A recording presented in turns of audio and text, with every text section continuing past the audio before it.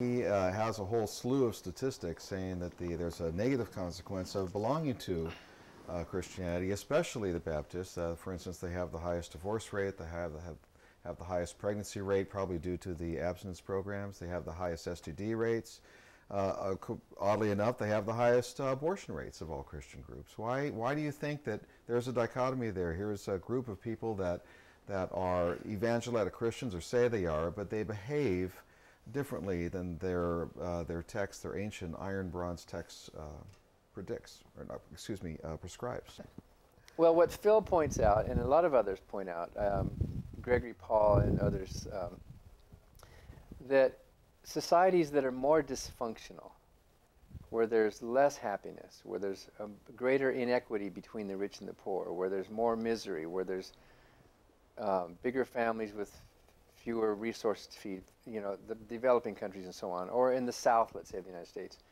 In those societies that are more dysfunctional, religion is very high.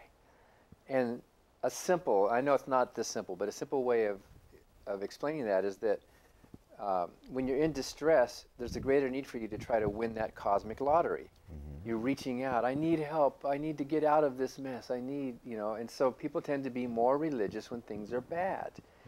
But in countries where things are good, like Phil points out in his book, like in Denmark, where by almost every single measure of social well-being, mm-hmm. you name it, equality, health care, infant mortality, general happiness, and so on, those countries are less religious, maybe, and this is a good hypothesis, maybe because they don't need to reach outside of the natural world to make their life a better life. So in the southern United States, there tends to be a bit more economic disparity and more poverty.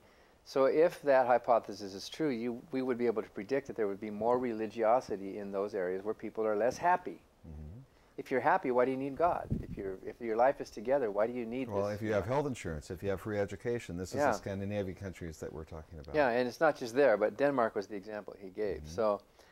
So also, I think most Christians subscribe to a view of human nature. Not all of them, but most Christians subscribe to the biblical view of human nature, which is pessimistic. That humans are born in original sin, mm-hmm. that we are corrupt, that we deserve hell, that we are no good, that we can't think things on our own. Even the Bible says that. Lean not on your own understanding. Or Paul tells Christians to bring into captivity every thought into obedience. This whole idea that we are children and there's this Father up there and that we are no good and He is great and we are nothing and we have to... Have you ever looked at the postures of prayer? They're identical to the postures of slavery. You shackle your wrists, you kneel down, you bow your head, you show submission to the slave master, right? Mm-hmm. So there's this pessimistic human nature that many or most Christians have that I think becomes a self-fulfilling prophecy. Oh, original sin. I have all these urges. I'm a bad person. And so they live as if they were bad persons. They don't think that they're capable.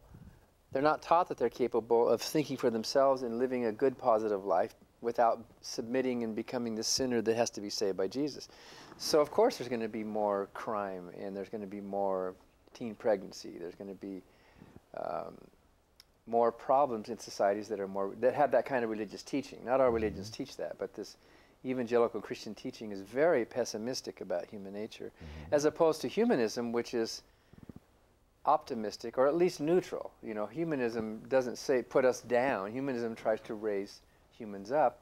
And then you can use your brain and grab it and say, I can make this world a better place. I don't need to be a hopeless victim waiting for Daddy to bail me out and I get to go to heaven. Most atheists that I know would call themselves humanists.